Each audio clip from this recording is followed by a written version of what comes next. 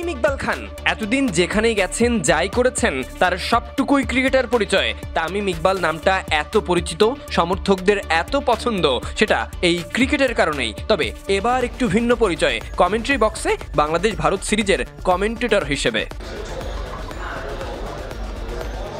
আতাহার আলী খানের পর তিনি একমাত্র আন্তর্জাতিক বাংলাদেশি ক্রিকেটার যিনি এবার কমেন্ট্রি বক্সে বসতে চলেছেন।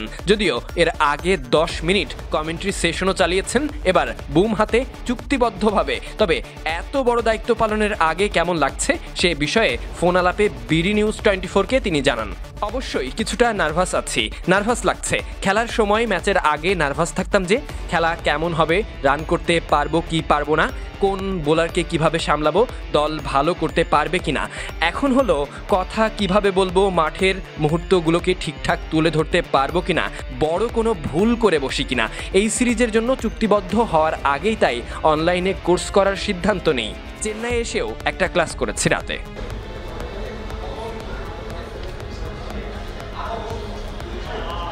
চারদিকে তামিমকে নিয়ে ভীষণ রকম উৎকণ্ঠা। একদিকে তার ইন্টারভিউ, সামাজিক যোগাযোগ মাধ্যমে গেস দ্য ব্যাটার ক্যাপশনে খান সাহেবের ব্যাটিং, অন্যদিকে ওপেনার ভারতে আছেন ভারত বাংলাদেশ সিরিজের ধারাভাষ্য দিতে। গুঞ্জনের চোখে তাকালে তামিমকে নিয়ে আরও কিছু রটনা আছে, এই যেমন বোর্ড ডিরেক্টর হওয়া। তবে সব কিছুর বাইরে তামিমের বর্তমান বড় পরিচয় তিনি বাংলাদেশি কমেন্টেটর। বাংলাদেশের নতুন এই কমেন্টেটর ভারত বাংলাদেশ সিরিজকে এক প্রকার শিক্ষা সফর হিসেবেই নিয়েছেন। তার কথাই ভবিষ্যৎ পরিকল্পনা ফুটে উঠেছে। ওই ফোন আলাপে তিনি জানিয়েছিলেন, আমি এখানে যাদের সাথে ধারাভাষ্য কক্ষে থাকবো তারা সুনীল গাভাস্কর, রাবি শাস্ত্রী, হর্ষা ভোগলে। ওনারা তো ধারাভাষ্যের কিংবদন্তি। আমাদের আতাহার ভাই 20 বছরের বেশি সময় ধরে কাজটা করছে।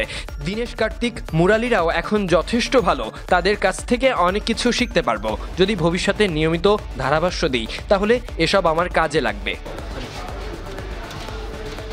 ক্রিকেট ক্যারিয়ার শেষে অনেকে কোচিং প্রফেশনে আসেন, অনেকে ভিন্ন ভিন্ন ব্যবসা প্রতিষ্ঠান খুলে বসেন, কেউ বা বাইরে পরিবার নিয়ে প্রবাসী হয়ে থাকেন।